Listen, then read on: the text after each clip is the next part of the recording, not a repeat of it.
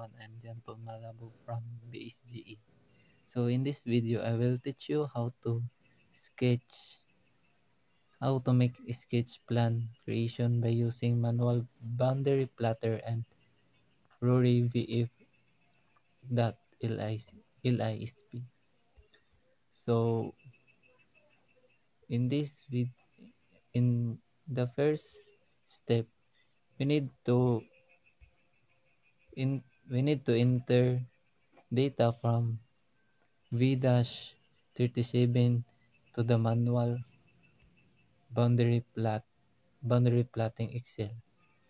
So first ato ni siyang ipang input ang atong data nga naa sa atong Excel. Naa sa atong V-37.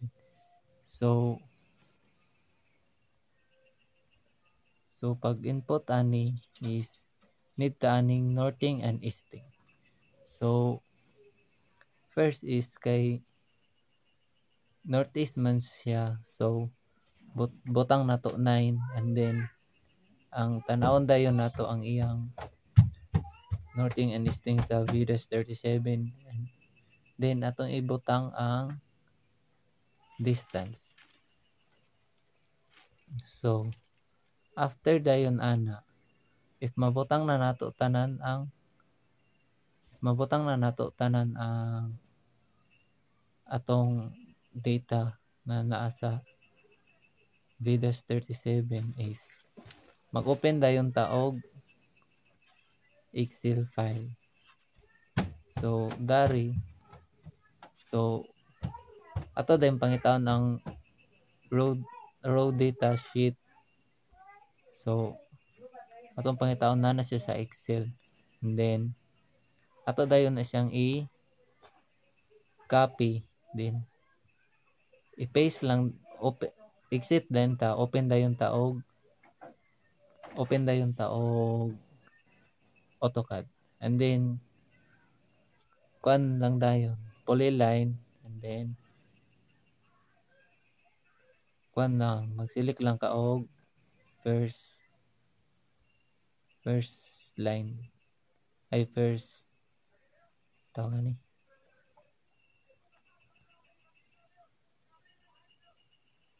first line lagi o asa siya mag starting point and then ato dayon sang sa command dayon ato dayon sang i-paste tong data nga gikan sa row sheet and then zoom in lang dayon ta sa atong nahimo na nga plot and then ato dayon ni siyang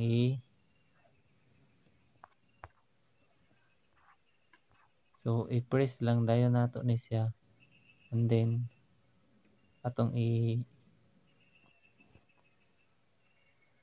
wait kini sayo na outro atong i-outro dayon ato dayon siyang mao ni siya atong copy paste tong nasa row sheet na data i-copy na to sa AutoCAD and then zoom in and then tuplok dayon ta first point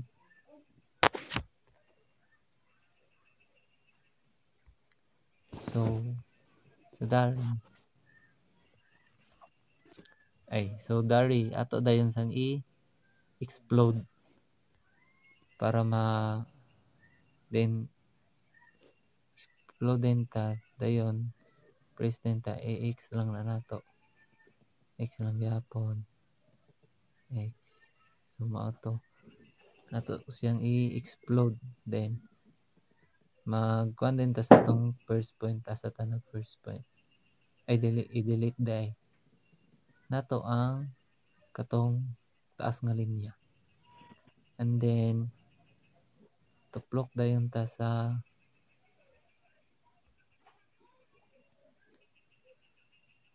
wait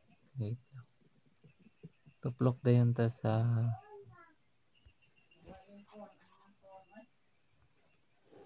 So magtuplok day taog upload, and then tuplokon dayon nato ang mag TD create na dayon ta, and then ato lang na siyang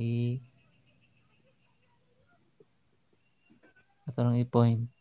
Then dito ta magsugod sa point 1 until point 1 sumpay siya sa point 1 sumpay din siya sa kita tong i-zoom kay moron sayo kuan hindi ni siya sumpay, hindi sumpay.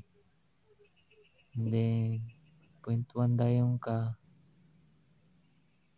padulong ka sa point 2, and then sumpay nimo siya sa point 3, point 3, point 4, then sa endpoint dayon. So press, so pag umana na enter sa point, press enter lang dayon ka, and then imo siyang i-yes, and then magbutang dayon ka og unsa siyang skill. So ang akong ibutang dari is 1.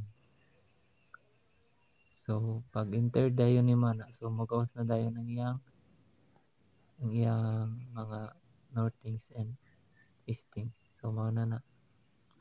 So mao din ako lang span dayon nag point dayon ko dari, and then kung gituplok ang wait down na.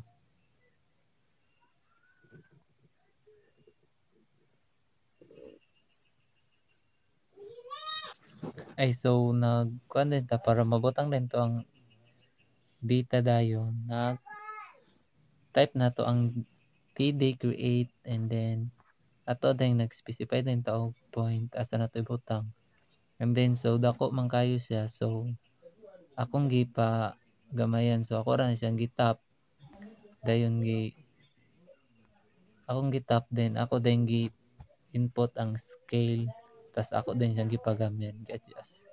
So and that's all for this video. Thank you and God bless.